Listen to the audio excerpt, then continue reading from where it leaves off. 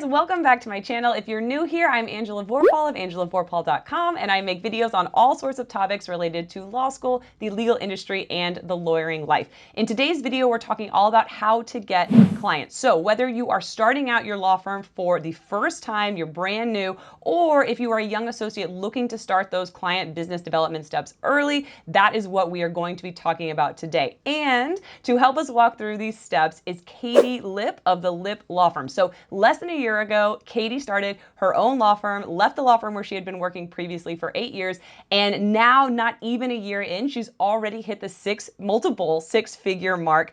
And on the side, she has a consulting business where she coaches law firms and attorneys on how to get clients. So we're so excited to have her here. Katie, thank you so much for joining us.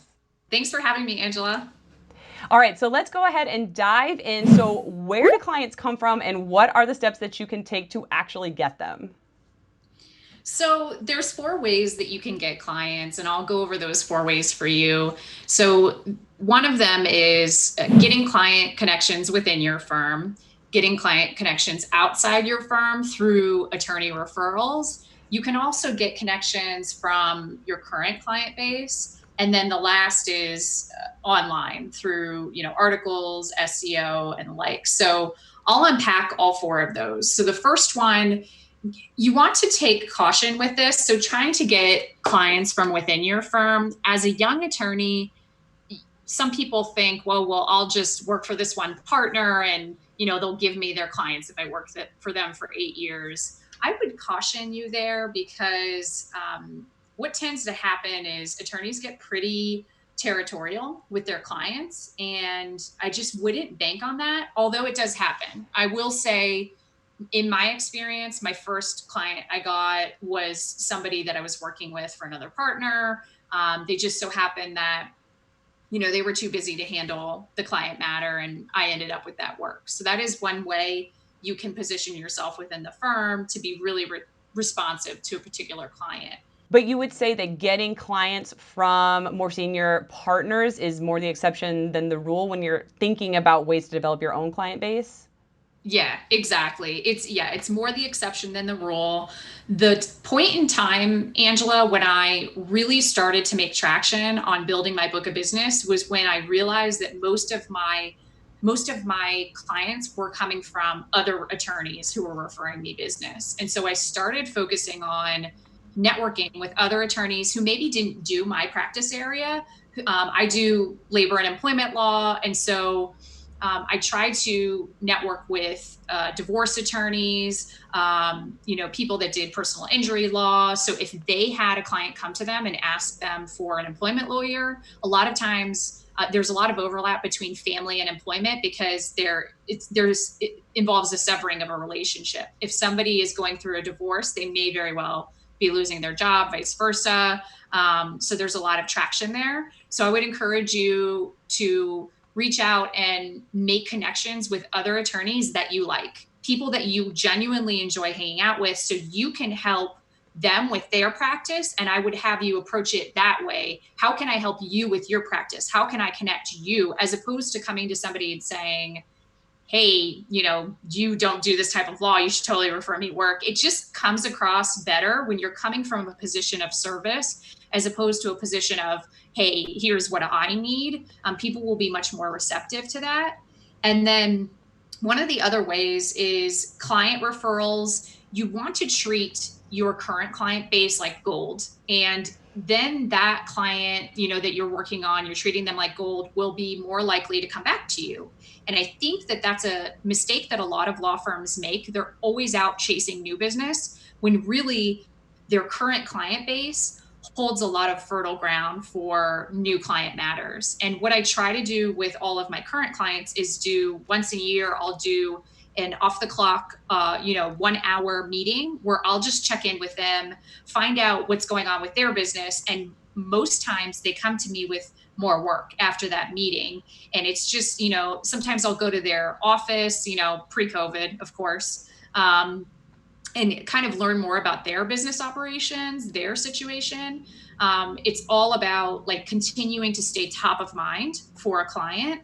And that kind of segues into the last way, which is online. You have to get online. I would recommend using LinkedIn for sure, just to be a thought leader. I know that's such an overused term, but really what you're doing is you're putting out helpful information about that your ideal client would consume. So I do non-compete law and I also do attorney coaching. So I'll put out a lot of content on how to get clients. That's most of what my coaching practice involves. And on the non-compete side, I'll put lots of content out about what do you do if you have a non-compete lawsuit or a cease and desist letter or what have you. But LinkedIn is great. Facebook is great. Getting in different Facebook groups, LinkedIn groups. Gosh, there's so much to unpack online. But the reality is, clients are coming online and they are shopping for you as an attorney, and you want to position yourself as an expert in what type of lawyer they are looking for. So, since my case that I want to get is non-compete law, in Virginia, DC, Maryland, I need to make sure that I'm speaking to the person that's looking for that type of lawyer and understanding what search terms are they typing in Google, making sure that my attorney reviews are 5 stars across all the different places that people can review you. And so yeah, you really want to shine up your presence online. It's like, I would view it as like your electronic business card. That's incredible and a little bit overwhelming. And so, if you are either just thinking about starting your own law firm or you're a young associate and you're looking to start those client development steps, what are some action items that you could take right now to sort of get the ball rolling? Yeah, so I have 5 recommendations that I'll go through with you. So one way you can take a logistical step is to develop your expertise. You can also use social media. You can get sales training. You can document your cases, and I'll explain what that means in a minute. And you can master your mindset.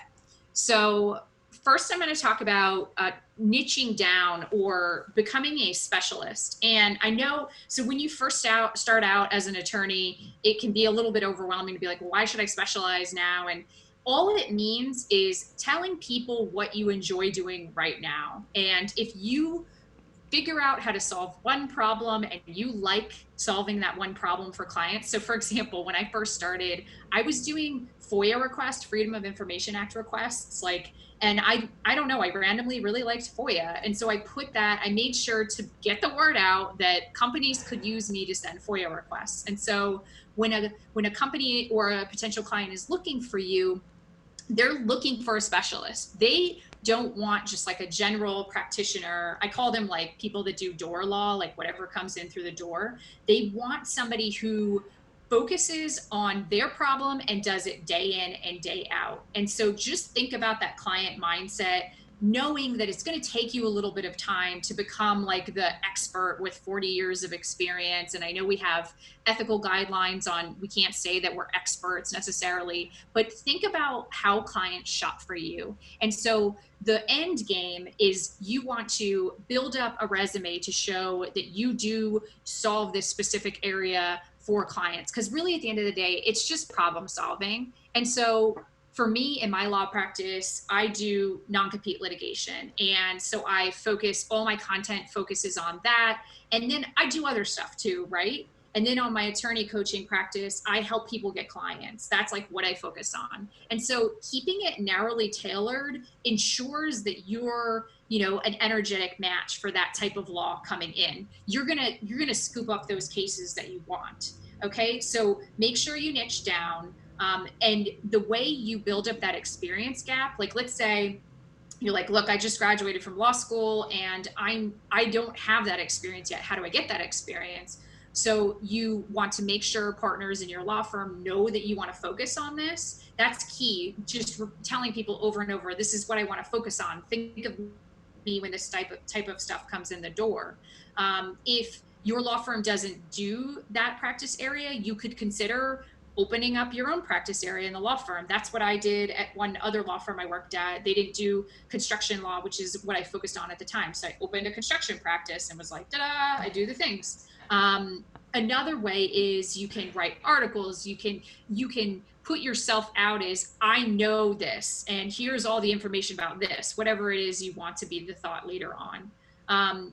pro bono cases is a really good way to build up that experience gap. Nobody really cares if you don't have a lot of experience if you're free, is what I've found. And so that's how I got a lot of trial experience early on in my career. Is I just did stuff for free, and it was painful. Yes, it was painful, but I did it. And you can also put on CLEs within your firm, but the whole goal is getting experience on a particular practice area and then communicating that to your internal network at your law firm and then externally. And so just to segue into another way, to take action steps, is you have to be on social media. And I would say the three places for new folks just starting out. So you want to have your LinkedIn profile. You want to be on Avo, which is basically a place where people shop for attorneys, and you can get reviews on there. And then you also want to shine up your law firm profile. So when somebody is looking for you at the firm, they can see what all you do. And you want to make sure that all three of those areas get consistent love. They want to tell a consistent message. That message needs to be an authentic message, not a fake message of what you think maybe your mom wants to see, or maybe your husband, or I don't know, fill in the blank. Make sure that it is what a client would get if they're working with you, because as a young attorney, you fight a lot with imposter syndrome and emulating maybe what others are doing. And I really, really would encourage you, number one, to do some research on imposter syndrome and understand why that is a thing. It happens, I think, to most of us, and it's because of lack of experience. And you want to make sure that the content you're putting out is you. It's the real you. There's no reason to hide behind a fake you. Clients will love the real you, because ultimately, if you're putting out real content that's your authentic self, then you're going to get clients you like, because you're going to be on the same wavelength. If you are focusing on, oh, I think I should do this type of thing, you're going to attract clients, sure, but they may not be your ideal client that you like to work with. So just be very careful with the type of content you put out and make sure it's your authentic self. I would say the key with social media is to be patient. It's kind of like farming. So you're planting seeds, right? So you start out with your seed packet, and you're planting the seed, and then you're watering the seed, and it has to be during the right season. And there's a time to plant and a time to harvest, right? It does not happen overnight. And the way that you get clients is you put out consistent value added information over time. And you want to avoid putting others up on a pedestal that maybe have been doing this for a long time, because they've just been doing it for a long time. And you want to just kind of try to put your ego aside, try to allow yourself to be vulnerable, and realize who it is you're serving and how you can help them, and focus your content in that regard, with that theme in mind. Not how can I put out information that I am this very impressive attorney, because really you see a lot of that legal marketing and it does not resonate with the general population. It just seems boastful and tacky. And what you want to do is you want to show people that you are their problem solver. You're the one they can trust. And the way that you garner trust is by showing up, being consistent, and being authentic. But then you also want to reveal who you are to people. So you want to do video as much as possible. You want to do photos as much as possible. Show yourself. I would say video is awesome because it just allows you to get on and riff and just kind of talk about a topic. So you want to, again, but be patient. So the goal is get on social media, get your message out there, but be patient, but then also expect great things to come, right? You want to expect great things and know that if you put in the work, it is going to come to you. So you want to have that confidence in yourself, and that will kind of shine through in your marketing. Another thing you can do is you can get sales training. Some firms may not necessarily teach you how to sell. So you want to make sure that you can educate yourself on how clients find you and what do clients want to hear. And a really good resource for that I will recommend. I've taken his courses twice. He writes a really good book on selling. His name is Ian Altman, Altman. He talks about same side selling. The concept there is clients are coming to you to solve a specific problem that they cannot solve on their own. And what you don't understand sometimes, or at least I didn't understand as a younger attorney, is it's a big deal for somebody to call a lawyer. It's nerve-wracking for them. I do employment law. It can be very nerve-wracking for somebody to call and talk about the fact that they got fired, and most people are going to try to solve it themselves on the internet. They're going to look on the interwebs and try to figure out how they can avoid paying the expensive attorney. And so the sales training really comes into play because it teaches you what people are looking for when they're calling you. Usually they're looking for, can you handle this? Are you qualified? And how much do you cost? And how long will it take? It's really a very simple process, and you can really practice your sales skills, and you don't need to spend a lot of time waxing about all the cases you've worked on or blah blah blah. It's like they want to know, like, have you solved this problem before? How does the procedure work? Like, procedural is huge. And so anyways, consider getting that sales training. And if you can do the work yourself, like that will put you light years ahead of so many attorneys. It will just, and that can be cross, like if you decide, okay, I'm not going to do traditional litigation, or I'm not going to do this type of law for my whole career, that that's a skill set that will follow you wherever you go. So it's just worth it to invest in yourself. The next one is document your cases, really document your journey. And the way you do that is, so go to your law firm web profile and make sure it lists all the things that you have done recently. Of course, the successful things, right? And of course, with the proper ethical disclaimer that all results, these results aren't always, you're not always going to get the same thing. And, make sure you put in that ethical, lack of a guarantee. But make sure that when a client is looking for you, or potential client is looking for you, you kind of fit with what they're looking for, and you can get the cases you want to get. And another benefit to documenting your cases. So what do I mean by documenting your cases? So I would do it on a quarterly basis. Every 3 months, take a look at what cases you've worked on, what clients you've served, what wins have you gotten. I mean, really, it's super basic. Clients want to pick a winning lawyer. Everybody wants to win, right? So tell them you're a winner and show them how you can win for them, obviously keeping client confidences. And then when you go in for your bonus meeting at the end of the year, show that piece of paper, print that out and show it to your managing partners and say, here's all the cases I worked on. Here's the cases that we won. They want to hear it too. And they're too busy to go and delve through all this data. And they're not paying attention unless you bring it to their attention, the value that you're giving. And I used to do it at my old firm. They would love it. They would eat it up with a spoon because they're like, oh my gosh, look at all the stuff we've done. Oh, I forgot about this case. I forgot about that case.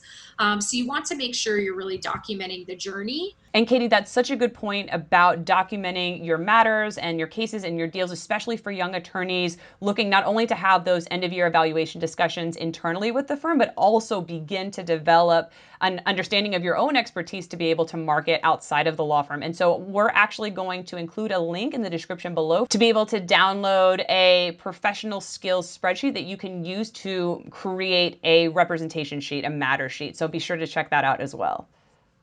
Yeah, absolutely. I think it is what helped me kind of organize all the cases that I was working on when I was working under a larger law firm umbrella. And my managing partners would actually look forward to my review because they're like, oh, did you bring the sheet? Like, and then I would tell other lawyers about it too that I worked with, especially like younger attorneys that were, it's hard in the beginning. You're kind of floundering for the first few years, being like, is this for me? Like, this is terrifying and people hate me. There's just like a lot of self-doubt during the first few years of practice. And so whatever us as like more experienced attorneys can do to kind of like take people under our wings. And that's what I find like so valuable about what you do, Angela. And the last piece I want to talk about, as far as practical steps that attorneys can take in this process, is mindset mastery. I would really focus on the fact that you know everything you need to know, and taking confidence in you have a solid foundation just through your law school experience that puts you in, really, your degree is just so valuable. And I think when you first graduate, you're like, what do I even know? Like, I haven't even litigated a case, and like, I haven't even done this. And you focus, your brain is actually, you are more prone to focusing on negative things as opposed to positive things. And your mindset is critical in basically, I would say, what I did when I was a younger attorney is I had a post-it note on my desk and it said, validate yourself, because I would get really hurt like when I didn't get those like super lawyers awards and other people in my firm got them. And I was just like, you know what? I do not need external validation. And neither do you. None of us need external validation, and we should not be chasing that. And you should know that you have all the skills you need to service clients right now. You don't really need a huge book of business to be successful in law, whether it's as a younger attorney starting out, generating your own clients, or if you decide to go out and start your own law practice. You actually don't need any clients to start out. Like, when I was starting out, yes, I had clients. I have more clients now, but there's never like, I wouldn't let the feeling of lack get in the way of you accomplishing your goal of starting a law firm or of generating your own book of business, because everybody started somewhere. And I always like to look at, like, when Amazon started out in a garage, I would encourage you to really look at, like, we always see people on social media or companies on social media and see their end game, the shiny end game. We don't see them struggling. We don't see the beginning when, they have only a few followers. I would just really encourage you to focus on mastering your mindset, because that is going to be a key piece of developing your book of business. Yeah, and you also mentioned something when we were talking as well about the fact that people think, to start a law firm or to start a book of business as an associate in a law firm that you need, dozens of clients or hundreds of clients or thousands of clients. And the reality is you could have one or two, and that is a huge step and all you would need to even get started developing that book of business or that law firm. Yes, it becomes kind of like a snowball effect, Angela. I remember at my old firm, one of my managing partners, he said, you only need a couple of clients. You don't need this like huge book of business, because what ends up happening, especially like in my realm where I represent companies, they have a lot of matters. Even though it's like one or two clients, it could be a really big client. And a lot of times people are trying to go after, oh, like, I need to get in with like corporate counsel, or I need to like cold call people. Like, really, a lot of the matters that you will start to get early on as a younger attorney, you'll get people that trust you, family, friends. And I know sometimes people say, oh, like, keep business separate from, your family or your friends. But I wholeheartedly disagree with that. I've represented family members, I've represented family friends. Of course, I've given them a discount. You got to give them the friends and family discount. But at the same time, that's how you cut your teeth. One of my colleagues, we represent his family's business, and he's been representing them for years. And I feel like there's no shame in just helping people that are closest to you, because really what the attorney client relationship is it's a relationship of trust. In order for people to invest in you, they have to be able to trust you. And that's why we could do a whole different podcast on this, but there's such a rift between like the general public and the attorneys and the legal profession, because there's a lack of trust. They think we're out to get them, or we are somehow screwing them over. And I think the more you could humanize yourself, and the more that you can make sure that you're bridging that gap and making sure that it's a client centric approach, the more successful you will be in your legal career.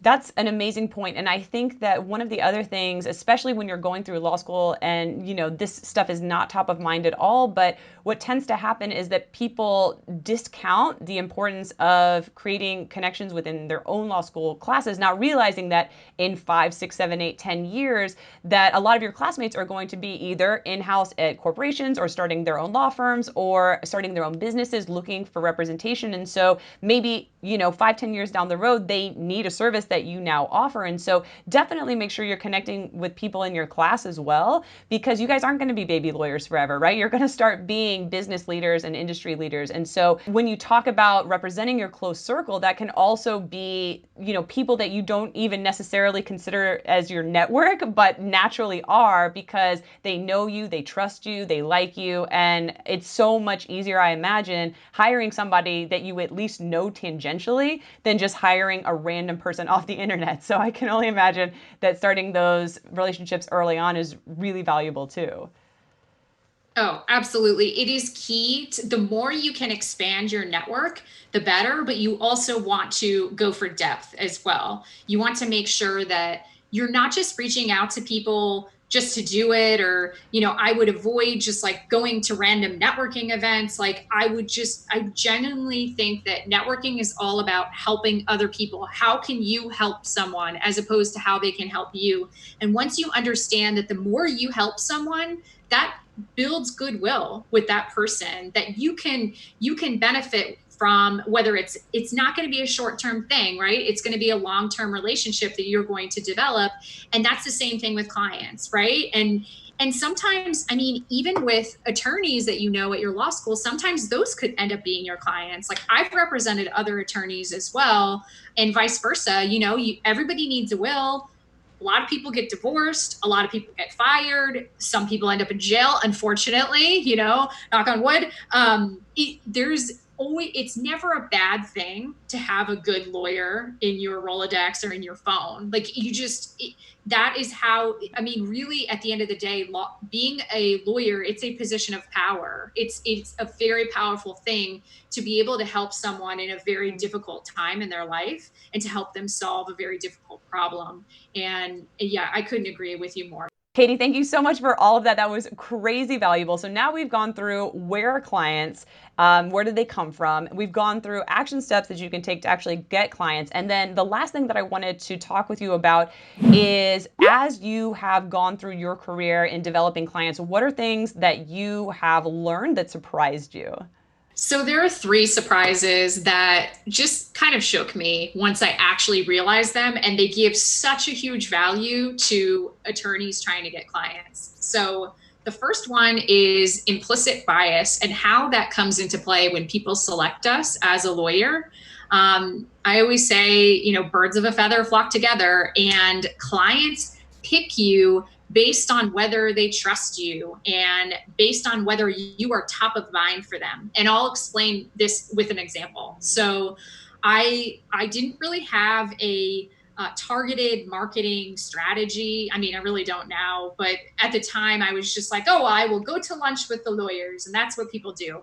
And, I still do that from time to time, but I realized that I had just gone to lunch with one of my male colleagues from another law firm the week before, and I was out at a party the next week. It was like holiday party season, and he saw one of my male colleagues and was like, hey bro, like, referred you a case yesterday, hope you got it. And I was just like, oh my god, he didn't think of me because I'm not his bro. And at first I was just like, I took it personal, which I would never ever recommend. Like, don't take anything personally. I don't think it was anything malicious, but what I realized is there's a lot of power in networking with other attorneys that are similar to us. You should also diversely network. I'm not saying like I should only network with like a certain type of attorney, but early on, when I realized this, I started networking with older female attorneys because they tended to kind of take me under their wing, and they're like, oh, poor baby lawyer, you were clueless, and like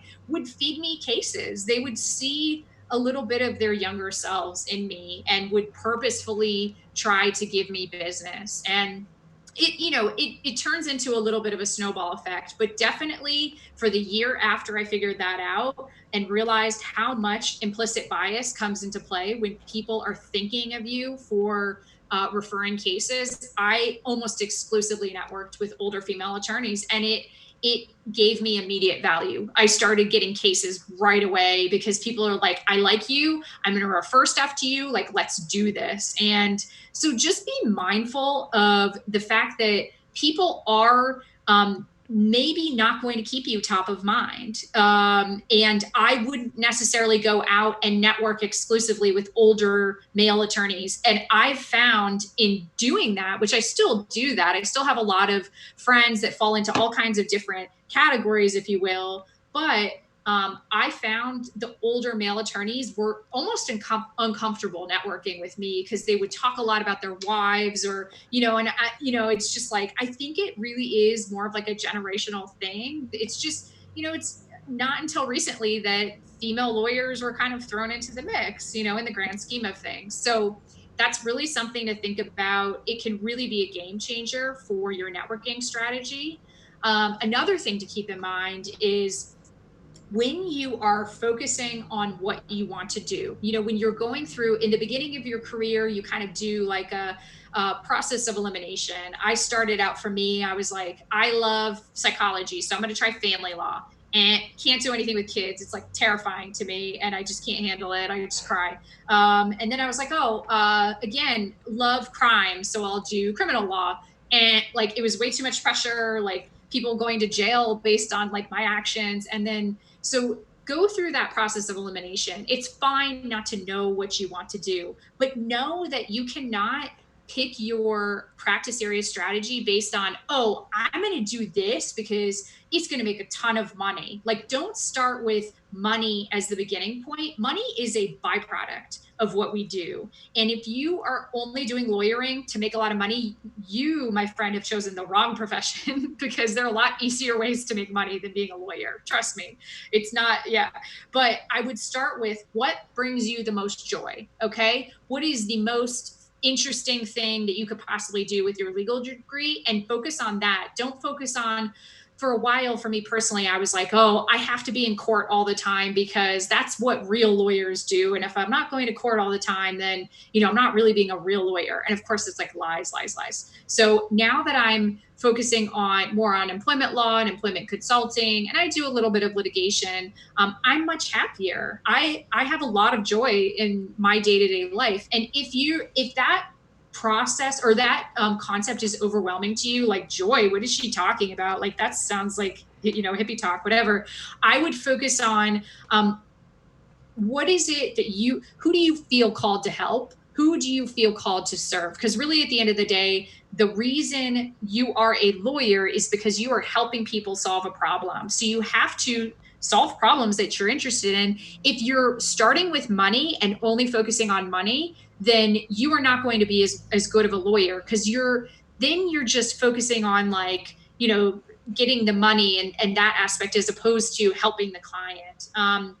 I could talk forever about that, but just that's something that did surprise me. And once I turned away from practice areas that I did not enjoy, and I started doing things I enjoyed regardless of the money, that's when I started to see more money, if that makes sense, because I was getting better outcomes because I cared more. So it's a little bit counterintuitive.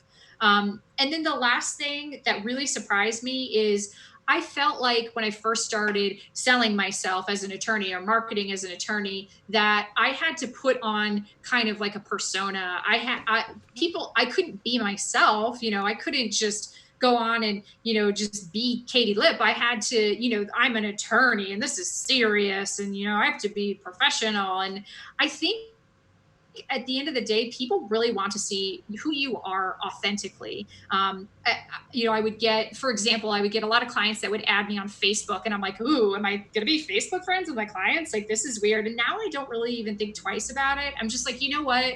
Like, if a client doesn't like the pictures that I'm posting of my dog, and like, that's the reason they don't want to continue to work with me, then, like, okay, fine, whatever. But I would just, it also comes from a place of confidence, right? You want to make sure that you're being the real you when you're marketing, because then you don't have to put on a show. It's really to preserve your energy. I think to speak to my own personal experience, I was copying in the beginning of my legal career what my older male colleagues did. I just would copy them. And it even got to a point where I was wearing like more masculine type clothes because I was like trying to just kind of fit in at the office and kind of become sort of invisible. And actually, my husband called me out on it. He's like, you can wear a dress to the office. It is not a bad thing to be a feminine lawyer, there's a lot of power in femininity. And I was just like, oh my God, I've been suppressing my feminine side to make others more comfortable when really it's an asset. I would view your differences as a powerful asset because you have more power being your authentic self than you realize. Like, and one last example, when the Harvey Weinstein like hashtag Me Too stuff came out, a lot of people were seeking a female employment lawyer because they were getting in trouble. And, you know, maybe not the proudest moment of my career representing people in that situation, but everybody needs good legal counsel, right? And so people would tell me, they're like, I specifically picked you because you're a female attorney. And I think we need to flip the script on, instead of getting like offended by something like that, realizing like, it actually is an asset to you. And not that you have to like artificially play that up by, you know, dressing in a certain way that's not authentic to you, but realizing that you as you are is what you should market yourself as. And I think people will just respond to that because people can smell a fake from a mile away. They want the authentic, unfiltered you. Katie, that is insanely valuable stuff. Thank you so much for coming on and sharing all that you have learned and all the approaches and strategies that you've used throughout your entire career in developing business. So thank you so much for being here. My pleasure. Thanks for having me, Angela. Guys, if you want a deeper dive with Katie on how to go about setting up your law firm, how to go about getting clients, attorney counseling, I'm going to put all of her contact information in the description below. So make sure you check her out. Make sure you follow her on the socials. And also I'm going to put a link to a download that Katie has on her website that has a step-by-step checklist of how you actually go about starting your law firm. So all of the tech, all of the admin, all of the things you need to know. And Katie also has an e-course, which I'll link to, and she also offers one-on-one coaching. So make sure you check out all that great information below. And Katie, thank you again so much. My pleasure. Thank you so much, Angela. Look forward to the next one. Bye, guys.